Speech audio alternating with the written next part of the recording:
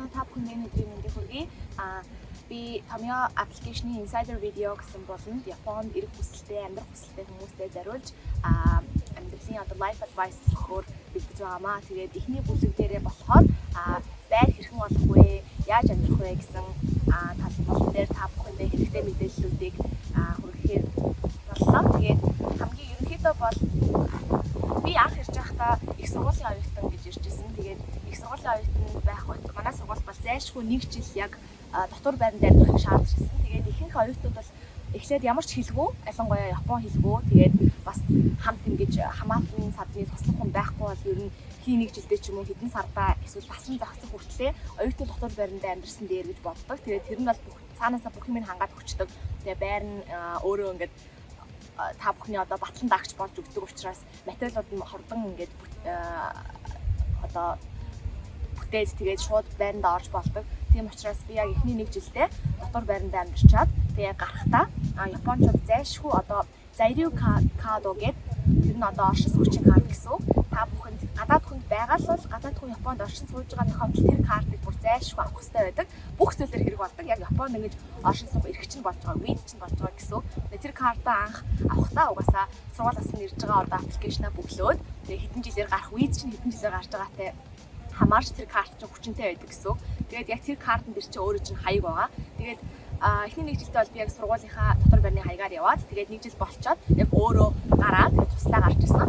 Тэгээд тусдаа гарахын тулд одоо байр зурчлалын компаниуд маш олон компаниуд байдаг. Bizudai Kosan, Mini гэж ер нь байгаа газраа шалтгаалаад өөр байр зурчлалын компаниуд байдаг. Тэр компани дээр очоод би ийм үнэтэй, ийм байршилтай, нэг өрөө ч юм уу хоёр өрөө ийм байр хайж гинэ гэд өөрийнхөө хүсэж байгаа төрлийн байрыг хэлэнгүүт яг тэр төрлийнх нь байрыг олж өгөө тэгээд зуучилдаг байгаа. Тэгээд байранд орохын тулд хамгийн хэрэгтэй нэг зүйл бол батлан даагч гэдэг. Тэр нь болохоор гадаад хүн заавал батлан даагчтай байх хэрэгтэй биш шаардлагатай нэг Японы хуулийн нэг хэсэг. Тэгээд би бол 4 жилийн хугацаанд сурахтаа манай сургууль миний батлан даагч болж өгсөн учраас цаанаасаа материал дээрээ сургуулийнхаа батлан даагчиж бичээд тэгээд одоо ажил хийх болчоор батлан даагчгүй болчихж байгаа. Сургуулиас хараад бус. Тэгээд тэр үед би таньдаг Япон хүнээрээ батлан даагч болох хэрэгтэй байдаг. Заавал Япон хүн байх хэрэгтэй батлан даагч нь.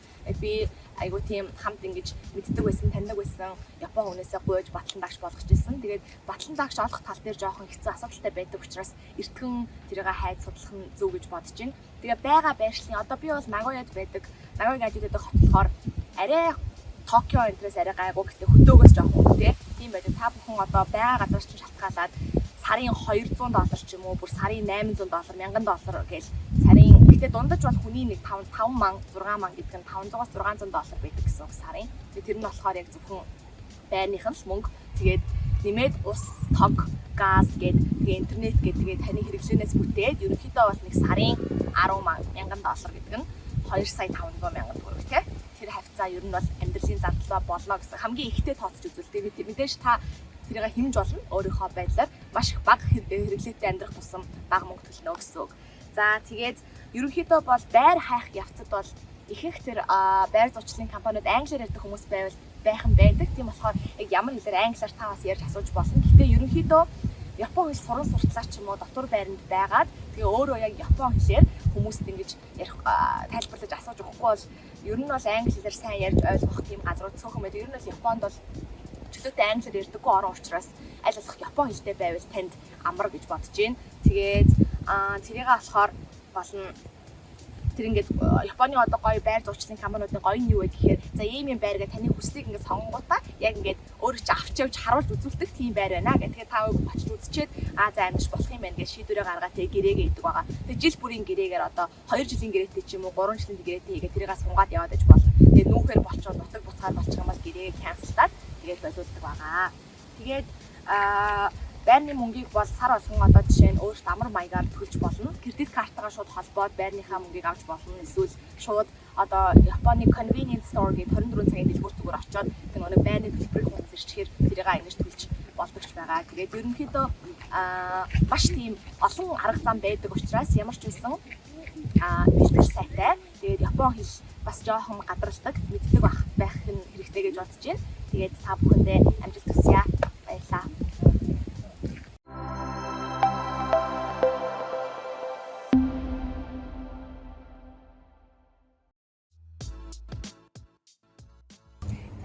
санацгаана уу та бүхэндээ одоо Tomio аппликейшны insider болон Японд хэрхэн амьдрах вэ? Амьдрагааны зардал хэр байдаг вэ? Бас хэрхэн бууруулах вэ гэсэн тал дээр өөрийнхөө зүгээс зөвлөгөө гэж бодлоо. За тэгээд Японд амьдрахад бол би одоо жишээ нь хамгийн анх хэрэгтэй оюутны визээр ирж байхдаа Kyushuд амьдардаг байсан. Тэгээ Kyushu бол харьцангуй Осака, Токио зэрэг том хотуудыг бодвол арай гайгүй бага амьдрагааны зардалтай байдаг. Тэгээ Токио, Осака бол бүр маш өндөр болоод явдаг, хүн ихтэй, бас том хотууд учраас тэрнийхээ бас байрлалаасаа хамаарат амьдрагааны зардал мэдээж өөрчлөгддөг байгаа. Тэгээд би ерөнхийдөө бол тэтгэлэг авдаг байсан. Тийм учраас бас тэр маань аягүй тусалсан. Тэгээд мэдээж та бүхэн бас өөрсдөө тэтгэлэгтэй эрхлэх хүсэж байгаа ах. Тийм учраас эхлээд сургалтын төлбөр хөнгөлүүлчихэд дээрээс нь давхар амьдрах зардлын тэтгэлэг гэж авахгүй бол сургалтын төлбөр амьдрагааны зардлын тэтгэлэг гэж бас тусдаа байдаг тийм сургууль ус байдаг. Тэрийг давхар судалж apply хийгээд тэгээд ирсэн дээр гэж бодож байна.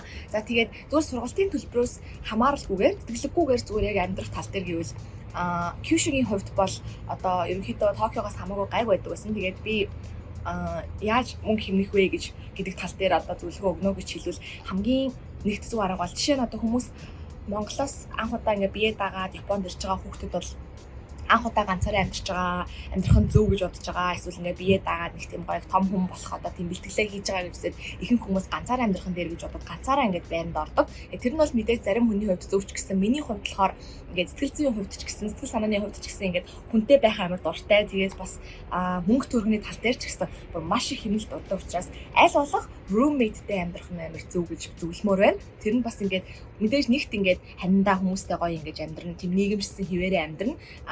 Өөр ингээ газар өөр оронд тийм аллагдсан мэдрэмж авахгүй. Тэгээ хоёрт болохоор бүх зардлаа хувааж төлнө гэсэн үг та нар. Тэгэхээр ингээ хоолны зурдал, хоол хүнсээ хамт төлөвлөлт бүгдийг хувааж төлнө. Байрныхаа зардлыг бүгдийг хувааж төлнө. Тийм учраас бас маш их мөнгө хэмнэдэг.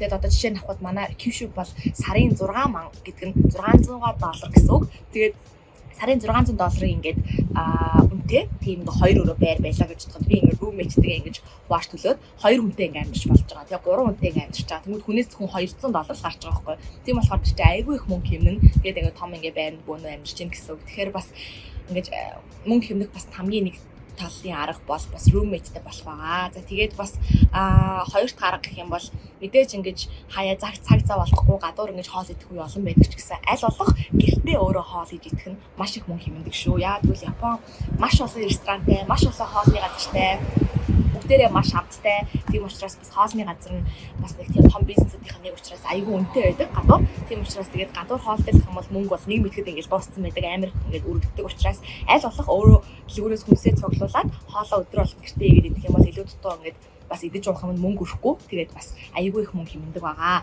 За тэгээд бас гуравдах нь гэвэл тээврийн хэрэгсэл байна. Одоо мэдээж жоохон хол газар амьдардаг бол айгуу тийм оюутны үнэмлэх гэж бас байдаг, оюутны хөнгөлөлт гэж байдаг. Тэр картаа ингээд авчих юм бол бүтэн сардаа ингээд тэр одоо богооныхоо тэр стейшн руу ингэж айгуу хөнгөлөлттэй явж болдог тийм одоо боломжууд Японоос олгодог учраас тэрийг бас авсан дээр за тэгээ оюутан биш ажилчны хувьд гэх юм бол зүгээр л аль болох тээврийн хэрэгсэл бага хэрэглээд үнэтэй биш одоо мэдээж такси бол маш үнэтэй байдаг. Тэгээ такси энтер гэхгүйгээр зүгээр дэншанд хүртэл жоохон мөнгө өрөөд байгаа бол маш их алхах нь дээр гэж бодож байна. Би бол Kyushuд сурдаг байхдаа ингээд зүгээр л алхацдаг байсан. Ингээд ийш тийш нэг хичнээн хоол исэн ч хамаагүй эрт гараад алхахдаг. Тэгээ нэг тэр чин биед айгуу сайн, эрүүл мэндэд маш сайн, хөдөлгөөний төгтөл орохгүй. Хоёрт бас жоохон мөнгө ингээд хэмжиж байгаа учраас тэр бас айгуу тийм зөв арга гэж бодож байна. Тэгээд бас ерөнхийдөө бол Японд айгүй тийм олон купон, хямдрал ингээд зарласан үед зөндөө байдаг. Тэгээ тэр үеийг ингээд айгуу сайн ингээд судалж харж тэмдэглэж авч байгаа. Яг тэр үеэр нь хоол хүнсээ цуглуулах дэлгүүр хэсэг ч юм уу тийм ах юм бол мэдээж бас маш олон мөнгө хэмндэг байгаа. За тэгээд мэдээж цагийн ажиллаа хийгээд цалингаа тооцоолж үзээд одоо 7 хоног жишээ нь ингээд 4 өдөр ажилтдаг ийм цалин авлаа гэж бодоход хэдэн өдөр нь тэр хувийг нь ингэж амжилгааны зардалтаа зориулаад тэрийг нь ингэж одоо байрандаа өгөндөө ч юм уу тэрийгээ өөрөөсөө тооцоолоод явахд бол болно гэсэн үг. Тийм учраас бас байгаа газраас үнэхээр хамаарна. Та одоо Токио юм уу том хотод амьдарч байгаа бол их цалин авах гэсэн тэрнийхээ хэрээр амьдралдаа зарцуулах байгаа. Тийм учраас бас тэрийг маш сайн тооцоолж үзээд их ядрахгүй, их ажиллахгүй, айгу тийм эрүүл мэндтэй анхаарангаа зөв ингэж санхугаа төлөх нь зөв байдаг шүү. Тэгээд том хотууд биш арай жоохон жижиг хотод амьдарч байгаа бол цалин аваад тэгээд одоо миний саний хэлсэн гадуурны хоол идэхгүй, тээврийг сэрүүлэхгүй, тэгээд хүнтэй цуг амьдрах юм бол бас зоолчтой гэрээсээ тусламж авахгүйгээр өөрөө бүх ингэ санхугаа болгоод амьдаж болно гэсэн. Тэгээ та бүхний өөрийн чинь тэр хэрхэн зохицуулахаас хамаарах учраас тэрийг аягүй сайн зөв зохицуулах нь чухал байдаг шүү гэж хэлье. За тэгээ та бүхэндээ амжилт хүсье. Баярлалаа.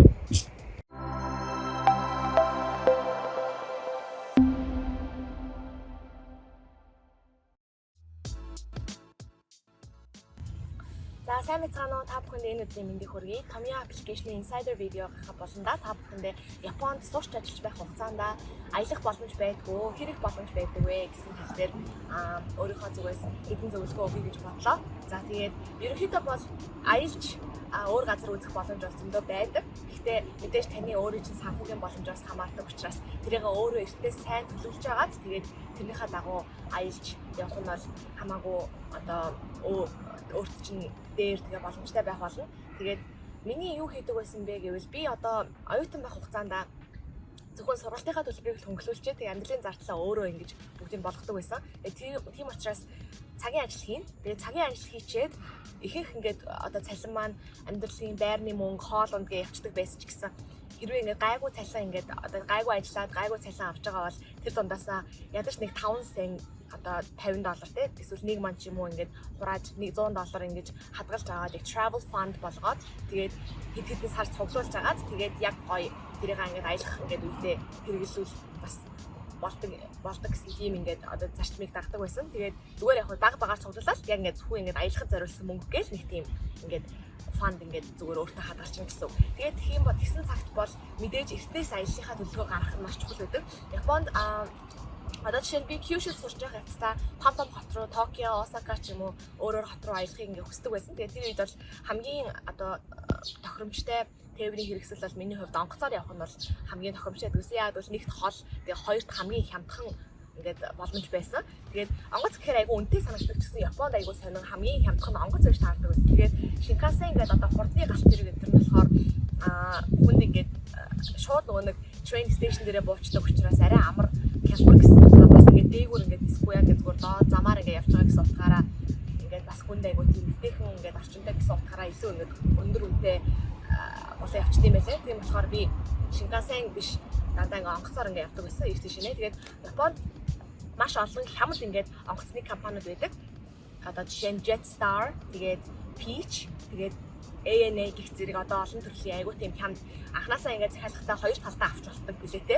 Тэгээд яг аль өдрөө хизээ захиалж байгаагаас хамаарат үнэн айгуу өөр байдаг. Яг төхөөд ирчих юм бол одоо жишээ нь шууд маргааш ингээд явахаар болчих юм бол яг өмнөх өдрөө амар үнэтэй болоод тэгмүүд яг сарын өмнө захиалах юм бол маш бараг 50% ингээд хямдхан байдаг ч юм уу те. Тийм ингээд байдаг учраас аль болох эрт төлөвлөж, аль болох эрт билетүүдээ авах юм бол хамаагүй их мөнгө хэмнэж чаддаг шүү. Тэгээд хол явах гэж байгаа бол онгоцоор бас явсан дээр байдаг шүү гэж зөвлөмөр байна. Тэгээ онгоцны одоо тэр миний сая хэлсэн сайтууд руу ороод билетүүдээ хараад эртнээс захиалах юм бол их боломж байдаг. За тэгээд Японд нийтийн амралтын өдрүүд public holidays буюу одоо жишээ нь шинэ жилийн амралт тэгээд Golden Week гэдэг бас Японы ингээд эзэн хааны амралтын өдрүүд маш их байдаг учраас яг тэр өдрүүдийг ялгамдуулаад тэр нь болохоор ажлын өдөр амарч таардаг. Нэг өдөр ч юм уу, хоёр өдөр ч юм уу ингээд амралтын өдөр болж таардаг учраас яг тэр өдрийг ялгамдуулаад нэг тийшнээ аялах юм бол бас айгүй гоё олонтой байдаг. Гэхдээ яг амралтын нийтийн амралтын өдрүүдээрээ хамаг юм нь бас ингээд өдөө олчдаг тийм газрууд байдаг учраас заавал тийм нийтийн амралтын өдрөхгүй өөрийнхөө ингээд амарч чадах өдрөөрөө амралтаа аваад тэгээд аялж болдгоо гэсэн. За тэгээд бас миний хувьд бол хамгийн их мөнгө ингээд хэмндэг байсан аргууд гэх юм бол аялж байгаа явцдаа энэ тэнд одоо өөрийнхөө амьдарч буй тэр аялж байгаа хоттой нэг таньдаг найзтай юм уу эсвэл очиж ингэж уулзах хүнтэй байвал айгүй амар байдаг. Тэгээд тэр хүнтэйгээ бас удаан хугацааны дараа уулзаагүй хүнтэйгээ бас уулзаж сонин сайхнаа ингэж ярангаа техникээ ингэж бас ингэж үлдэж бол би одоо гэрт ингэж хоногдож болдог учраас та хотелд мөнгө өрөхгүй, тиймээ байр мөнгө өрөхгүй. Тийм учраас аль болох ингэж таньдаг найзтайгаа цуг ингэж аялж тэднийдээ ингэж очиж тэгэж аялах нь их зөв байдаг шүү. За тэгээд бас Airbnb гэдэг та бүхэн сонсч ирсэн бах тий. Airbnb Японд бол маш их байдаг. Бүр бараг хаасаагүй байгаа. Тийм учраас бас вебсайт руу орж байгаа аялж байгаа газрынхаа хамгийн тийм хямдхан ингээд түрээсэж байгаа байранд бас хоноглоод тэгээд найзуудаараа цуг ингэж явах юм бол бас хуваагаа төгсдөг учраас маш их мөнгө хэмнэж тэгээд хамтдаа аялж болдог байгаа. За тэгээд ер нь бол Японд аль болох эртнээс төлөвлөж бас аль болох баг багаар мөнгө хэмнэх тусам өөрийнхөө ингэж хэмжээнд зөндөө олон газар үзэж аялж болох боломж маш их байдаг шүү. Тэгээд тэтгэлэг авч байгаа бол бүр сайн тэтгэлгийнхаа мөнгнөөс багыг ингэж хураагаад тэгээ аялж болно гэсэн. Тэгээд олоолаа явах тусам ингээд хамтдаа хөвгчлээ тийм гоё байдаг учраас бас ингээд имэ бөөнөрөө авч байгаа ямар нэгэн ингээд төлбөрүүдээ хуваагаад төлдөг учраас бөөнөрөө явах юм бол бас маш их ашигтай гэж бодож байна. Ганцаараа явж байгаа ч юм уу эсвэл цөөхөлөө явж байгаа тохиолдолд аль болох хямдхан ресторан ороод аль болох хямд газраар үйлчлүүлээд явж байгаа бол яг зөвхөн өөрийнхөө бололцоонд л аялж болно гэсэн. Газрууд нь бол угаасаа хүн болгонд нээлттэй тийм байдаг учраас маш олон боломж байдаг. За тэгээд аялах боломж бол хүн болгоны хувьд өөрийнхөө ингээд хэмжээндээ бас ингээд менеж хийгээд явхад бол бүрэн боломжтой гэж хэлмээр байна. За тэгээд та бүхэндээ Японд хүрэлцэж хурж ирээд маш олон сайхан зөрчилтэй газруудыг нь өөрийнхөө хэмжээгээр аялж чадна гэж найдаж байна. За баярлалаа.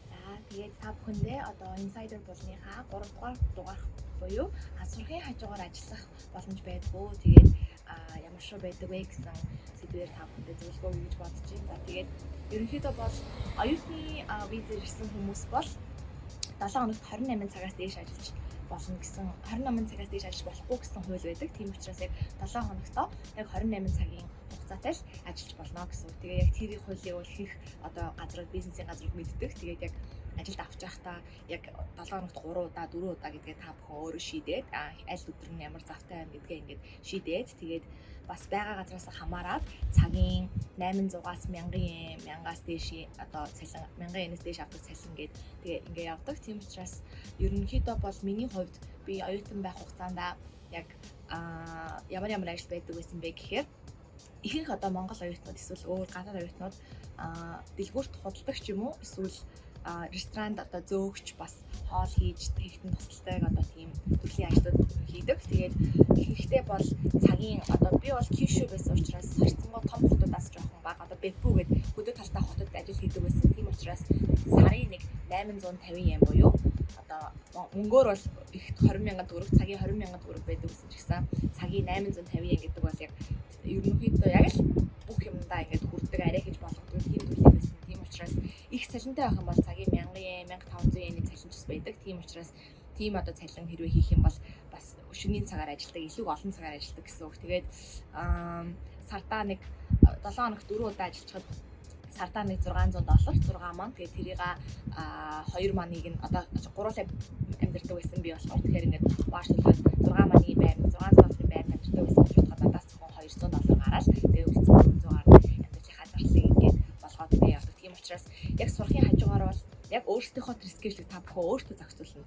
Яг хэдэн цагт хичээл аваад хэдэн цагт аль өдөр нэг хичээлгүй байна вэ? Аль өдөр ажиллах вэ гэдэг. Зарим их хүмүүс хагас хүмүүсэнд ажиллаад тэгээд 1-5 өдөр бол зөвхөн хичээлээ хийгээд явдаг. Тэгэхээр амралтын өдрөөс байхгүй болчтой учраас надад тэр жоох эвгүй байсан учраас зарим өдөр хичээл багтаа өдөр ажил хийгээд тэгээд явдаг байсан байгаа. Тэгээд ажиллаа хийгээд сураад явхад бол яг цалингаараа бол яг өөрийгөө болгоод амьдрах бол бүрэн боломжтой байдаг шүү гэж хэлмээр байна. За тэгээд ажлыг бол гэхдээ аль болох одоо олон төрлийн гоё ажил байдаг. Англи хэл заах эсвэл ингээд хүмүүст туслах ямар нэгэн хөшин хүмүүс хүүхд харах ч юм уу тийм ажлууд бас байдаг. Гэхдээ тэдний одоо жоохон цэвэрхэн хэрнээ цалин сайтай ажил өрсөлдөөнтэй байдаг учраас бас танилцуулах ч юм уу байна. Тэгэхээр олон хүмүүстэй танилцаад олон хүнээс ажил асуугаад тэгээд бас явах юм бол айгуу тийм хэрэг болно шүү.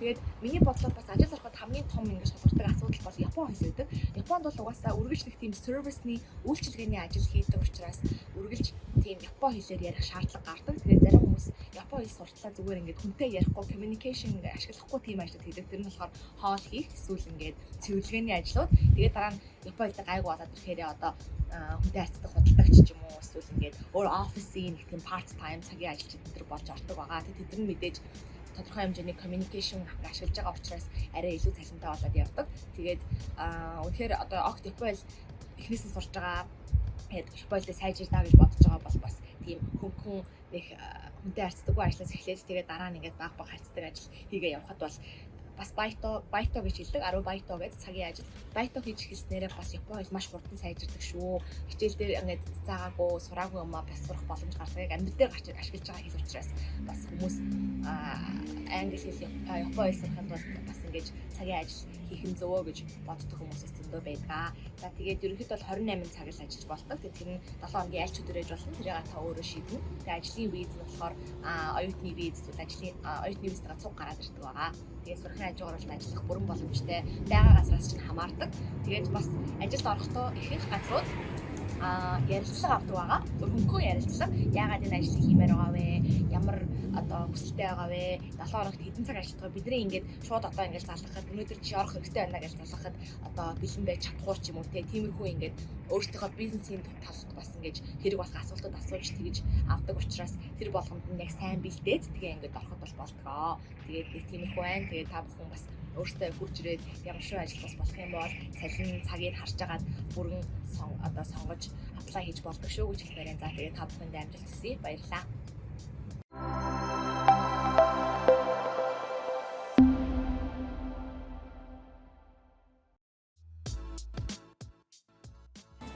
За сайн байцгаана уу? Та бүхэндээ одоо Томьёогийн Insider Video буюу Японд ирэхэд хэрэгтэй албан баримт бичгүүд бүрдүүлэх тал дээр хэрэг хүндрэлтэй байдаг вэ? Бас юу бүрдүүлэх хэрэгтэй байдаг вэ гэдэг тал дээр одоо өөрийнхөө зүгээс зөвлөгөө өгч бодлоо.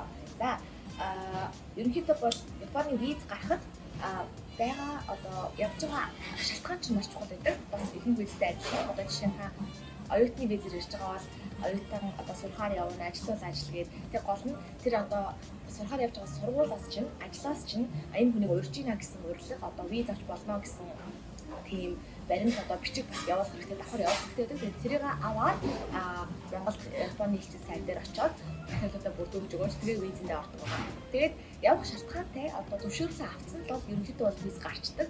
Нэг ажлын 2-3 хоногт бол гарчдаг. Тэгээд гол нь бас хэр удаан хугацаагаар гэхээр миний санаж байгаагаар бол оюутнууд ихэнхдээ 2 жил 3 сараар гардаг. Тэгээд эсвэл 2-3 жилээр гараад тэгээд дараа нь ингээд ууртаахад улам ингээд хуцгаад яваад байгаа гэсэн. За тэгээд нэг тийм хүндрэлтэй асуудал бол нэг байдаггүй. Хурдан гардаг. Бас зөндөө олон бичвэр баримт шаарддаг. Өөрийн чинь паспорт болон банкны хуулбар бас одоо өөр одоо сургуулиас шаардж байгаа бас олон материалууд юу байдаг. Тэрийг бүгдийг бүрдүүлж өгөөд тэгээд гарсныхаа дараа яг ингээд Японы одоо immigration дээр яг ингээд хурж ирээд орчоо. Тэгээд тэндээс чинь тань заируу кадо гэдэг оршин суух хуримлаг өгдөг байгаа. Тэгээд оршин суух хуримлагч нь бол таны хувьд бол зүгээр яг Японд иргэний хуримлаг гэсэн бүх тал дээр чинь тус болно.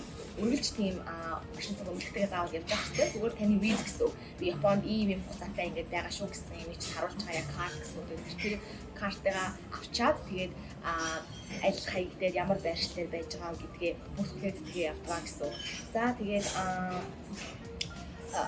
одоо жишээ нь асуултууд нь Японы өмнөх болон эрүүл мэндийн даатгалууд бас хэрхэн байдаг вэ, яадаг вэ гэсэн асуултууд байсан. За тэгээд эрүүл мэндийн даатгалууд бүх ингээд оршин сууж байгаа гэсэн одоо тэр ингээд эрэхтэй байх хугацаанд бүх гадаад иргэд 70% мөнгөлттэй зөвхөн ингээд 30% мэл төлөөд явдаг гэсэн үг эмнэлгийн одоо бүх ингээд эмчилгээ тэр бол маш үнэхээр том давуу тал.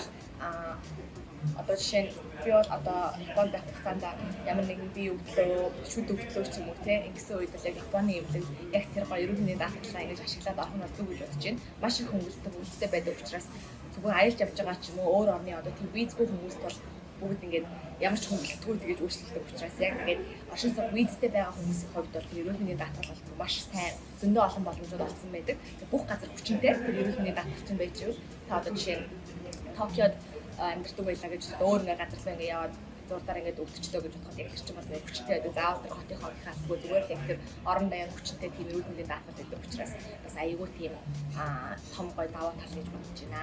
За тэгээд бас Жапоны өмнөх яаж авах уу, яаж хөнгөлөлттэй байдаг вэ гэсэн асуусан. За би бол өөрөө Жапон бас энд барьдаггүй ч гэсэн зөндөө олон найзууд болон Жапоны өмнөх авсан хүмүүсээ ингээд судалж сонсож асуухад бол Жапоны өмнөх авахд хамгийн их шаарддаг нэг номер 1 ингээд хууль нь бол өөрийнхөө оронд нэг Жапоны өмнөхтэй байх. Тэгээ Монгол жолооны үнэмлэхээ авснаас хойш ядаж хамгийн багадаа 3 сар 90 хоногийн турш жолоо барьсан байх хэрэгтэй. Тэгээ тэрийг баталсан одоо уусаа тэр ингээд жолооны үнэмлэлтэр чинь ингээд бичсэн байгаа учраас тэрийг ингээд батлах гэсэн үг. Одоо Монгол ийм юм хугацаатай буцаж харж ирсэн. Тэгээ тэр хугацаанд ингэж хугацаа жолоо барьж исэн гэдэг батлах тийм баримт бичих хэрэгтэй. Жолооны үнэмлэхтэр чинь байх хэрэгтэй гэсэн. Тэрийг авсан цагт та зүгээр жолооныг барьж болох шалгалтаа зүгээр авч өгч болно гэсэн. Эрхий чинь өгч байгаа шалгалт үг эрхийг л өгөхийн тулд тийм танаас шаардна. Тэгээд шалгалт өгөхдөө хүний 4 сая өгдөг гэсэн. 4 сая нь болохоор нэг бараг ойролцоогоор 100,000 төгрөг юм уу? Тэгээд 100,000 төгрөгөөр өгөөд тэгээд бас гадаад хүмүүс учраас нэгт мэдээж аягүй хэцүү. Японоор шалгалт өгч байгаа. Тийм болохоор ер нь бол эхнийх дээрээ бас ингээд шууд өгөөд авдаг хүмүүс маш цөөхөн байдаг болохоор ингээд урьдчилан ч гэсэн дахиж өгөөл гэдэг гэсэн. Тэгээд ингээд шалгалтаа өгөөд авч чадах юм бол тэнцэж чадах юм бол дахиад дээрээс нь 200 доллар төлөөд тэгээд жолоо барихыг авдаг гэсэн үг. Тэгээд тэр нь бол яг л Монголтай адилхан тэр замын цагтаа дээр очиж шалгалтаа өгдөг. Тийм ингээд арга хэмжээгээр явна гэсэн. Тэгээ хамгийн зүгээр шаарддаг юм ядаж 3 сар жолоо барьсан байх шаардлагатай их орондоо ингэж шалгалт өгөх хэрэгтэй авна гэсэн. За тэгээд бас одоо жишээ нь таны виз дууслаа гэж бодоход та ядаж сарын өмнө буцаж одоо тэр Японы элчин сайд дээр очиод одоо барих өөрийнхөө ойрхон immigration office дээр очиод виза сонгуулах гэсэн юм а гэсэн хүсэлт гаргаж болно. Тэгээд виза сонгуулахын тулд мэдээж тань шалтгаан хэрэгтэй. Би одоо ийм ингээд байдлаар ингээд сонгуулъя гэж бодож ингээд тэр нэг вебсайт дээр байдаг виз сонгуулах гэсэн материалын копи гэж принтэлж аваад зураг нагаад тэгээд хүсэлтээ гаргаад тэгээд ингээд сонгуулж явах болно гэсэн үг. Тэгээд сонгуулахын тулд ихтэй хамгийн хүндрэлтэй юм болохоор айгүй тийм маш завгүй байдаг immigration office. Би одоо жишээ нь 4 жил сурч төгсчөө дараа нэг ажлын визэнд ингээд apply хийж байгаа үед бүр ингээд маш их цаг шаардсан. Хүмүүстэй ярих гэж материалаа ингээд цуглуулах гэж тэгээд эрт очих гэж бас айгүй цаг шаарддаг учраас аль болох сарын өмнө гэлэхгүй маш эртнээс амар бэлтгэх хэрэгтэй байдаг шүү. Маш их цаг шаарддаг процесс байдаг юм байлаа. Тийм учраас аль болох эртхэн бэлтгэх юм бол хурдан дуусна гэж бодож байна. За тэгээд бүх материалууд нь бэлэн эртхэн эхэлж чадах юм бол нэх их асуудал байдаг, хүндрэл байдаг, хурдан ингээд бүтдэг гэж бодож байна. Асан баримт бичгүүд. За тэгээд та бүхэндээ амжилт хүсье.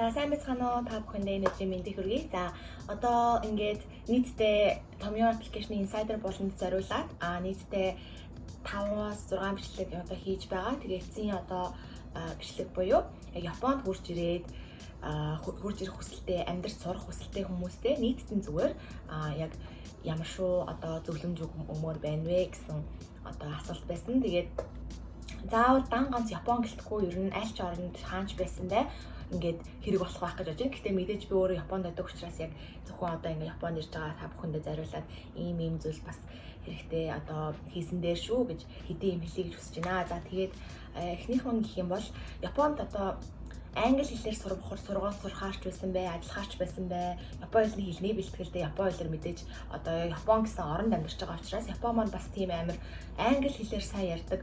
Англиар одоо өдөр тутам хэрэглэдэг тийм орн биш. Тийм учраас тодорхой нэгэн хэмжээнд одоо амьдралын одоо өдөр тутмын амьдралын тийм daily conversation хэмжээнд Япон хэл ингээд сурч ижимсэн байх нь яг амьдрахад айгүй тийм одоо амар тийм айгүй тийм хэрэг болдог учраас жоохон ч гэсэн хэмжээнд Япон хэл сайн одоо ингээд ярьж мэддэг байх нь айгүй тийм хэрэгтэй гэж бодож байна. Тийм учраас одоо ямар ч одоо шалтгаанаар ирсэн бай, англи хэлээр сурах гэж ирсэн ч бай, Япон хэлээр сурах гэж ирсэн ч бай, Монголд байх хугацаанд багаар ингээд Япон хэл ингээд сураад өдөр тутам багаар ингээд бэлдээд одоо жишээ нь зүгээр л дэлгүүр орохдоо ч юм уу те эсвэл ингээд дээш тишээ явахдаа одоо богоон галт тэрэг ингээд чиглэлтэй хүртэл тэр хэмжээний ингээд ямар шүү Япон хэл өдөр тутмын нэг тийм Япон хэлээ жоохон бэлдээд сураад давтаад ирсэн хамаагүй яг жинхэнэ юм дисний дараа маш их хэрэг болдог шүү. Тийм учраас Япон хэлээ одооноос маш сайн бэлдээрэй гэж зөвлөмөр байна.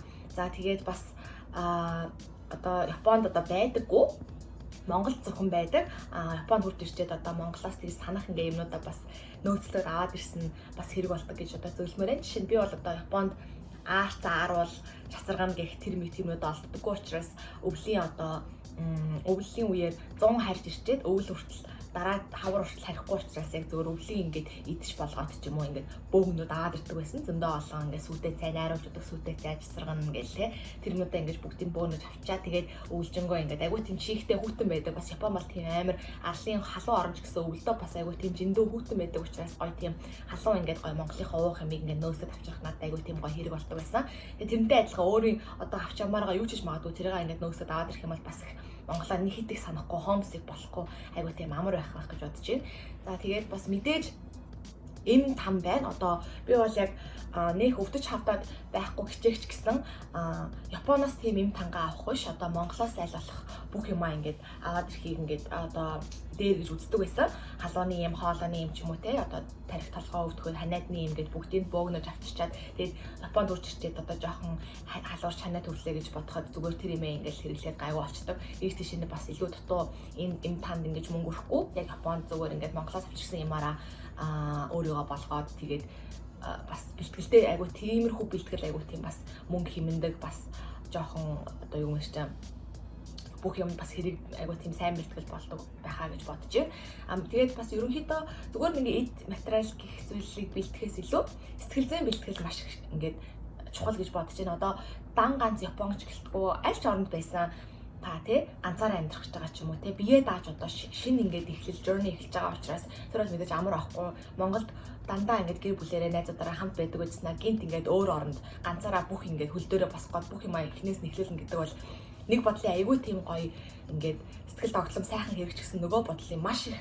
ганцаардсан маш их ингээд хэцүү ингээд үе шат давах хэвээр аягүй тийм хэцүү үед ирнэ тийм учраас тэр үед ингээд өөрөө маш их хүсэж зорж ирсэн зүйл учраас ихний тийм хэцүү үе байсан гэсэн бүгдийг даваад гарч ирч чадсан шүү. Тэрэндээ битгий тэгж амар юм орч тэгж одоо том ингээд өөрийгөө ингээд доош нь дарах тийм шалтгаан болгоосэй гэж хүсэж байна. Тэр бүхнийгаа ингээд эрхээсээ мөн бүр тооцоолоод тийм надад ингээд хэцүү үе байна. Тэр үед айгүй их ганцаардах байх. Гэхдээ би өөрөө хүсэж явж байгаа учраас тэр болгоноо даваад гарах хэвээр тийм сэтгэлийн бэлтгэлтэй явнаа гэд өөрийгөө гоё ингээд хурцлаад тэгээд ирэх нь маш зөв гэж бодож байна. Тэгээд Японд бас зөндөө олон тийм монголчууд байдаг. Тусас дэмжих хүмүүс нь хаасаагүй байдаг учраас хаа явсан газараа шинэ найз нөхөд хийж, шинэ хүмүүстэй танилцаж ингээд зүгээр одоо Монголд биш Японд гой гэр бүлээ, өөрийн гэсэн гэр бүлээ үүсгэл айгүй тийм сэтгэл зүйн хувьд ч гэсэн том бэлтгэл болдог шүү. Тийм учраас тэрийг бас сайн боловсруулж үзэх нь зөв гэж бодож байна.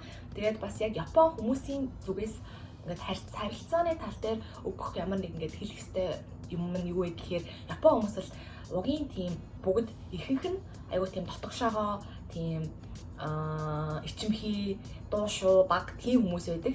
Тийм хүмүүстэй ингээд шууд очиод яриа хөрөө нийлээл найз болно гэдэг бол үнэхээр амаргүй байдаг. Тэр хүмүүс өөрсдөө хизээж тань дээр төрүүлж очиод оо сайн байна уу Монголоос ирсэн юм уу танилцъя найзлъя гэж юусоо хэлдэггүй. Тэг хүн бүр маш цөөхөн байх. Тийм учраас та тэрийг имзээр үлээж авах хэрэггүй, өөр төр тусгаж авах хэрэггүй. Угаасаа тийм хүмүүс учраас зүгээр би ингээд ихний ингээд алхмыг нь хийх ёстой байна гэсэн майндсеттэй ирэх нь зөв шүү. Би ингээд очиод зүгээр өөрийгөө танилцуулаад яриа хийгөөд хүнтэй ингээд танилцаад явахгүй бол энэ хүмүүс өөрсдөө төрүүлж ирдэггүй юм байна гэд. Тэр нь болохоор тийм personal биш. Бити тэрийг өөр төр тусгаж аваа зүгээр цаанаасаа тийм collective нийгэм учраас ганцаараа ингээд тийм амар take chance авч хүнтэй ингэж яриа эхлүүлдэг хүн маш цөөхөн байдаг учраас та өөрөө зүгээр бичлэгөө шууд очиод яриа эхлүүлээд Япон олээд сайжруулад давхар ингээд найзтай болоод тэгээ явах нь зөв байдаг шүү. Тийм учраас өөрөө ингээд ихний алхмыг хийх нь зөв шүү. Тийм ихний алхам хийхээс битгий хичээрээ гэж хэлмээр байна. За тэгээд бас мэдээж мөнгө хэмнэх тал дээр ямар жоохон ч гэсэн ойлголттой бэлдээд ирэх нь зөв.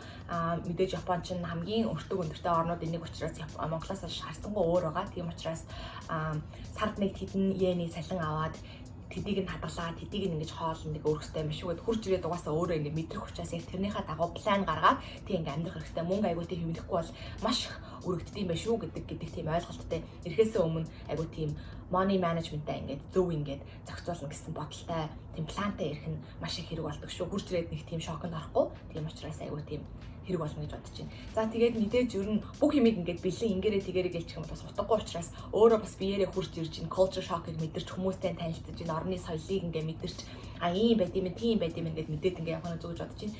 Угаасаа хүн болгон зөндөө олон хүмүүс ингээд нэг нэгээрээ ирээл өөрөө ингээд бие дагаал амьдрал сурдаг тийм чаддаг. Тийм учраас та ч гэсэн чадна. Ерөөсөө тийм амар хэцүү юм бол үнэхээр байхгүй. Жоохон ч гэсэн бэрхшээл байгаа ч гэсэн тэрийг зөв ингээд иймэрхүү одоо миний ингээд хэлж байгаа гайдуудаар амархан давж гарч ирээсэй гэж хүссэндээ л зөвлөгөө өгч байгаа болохоос та өөрийнхөө амьдралыг өөрөө шийднэ, өөрөө менеж хийн. Тийм учраас тэр болгоныг өөрөө ингээд бүгдийг гой зөв төлөвлөөд тэгээд аз жаргалтай, амжилттай, эрүүл их гой сурч ажиллаарай гэж хүсье. Тэгээд та бүхэндээ амжилт хүсье. Миний бичлэгүүдийг үзэж ингээд зөндөө олон юм сурч авсан байх гэж найдаж байна. Баярлалаа.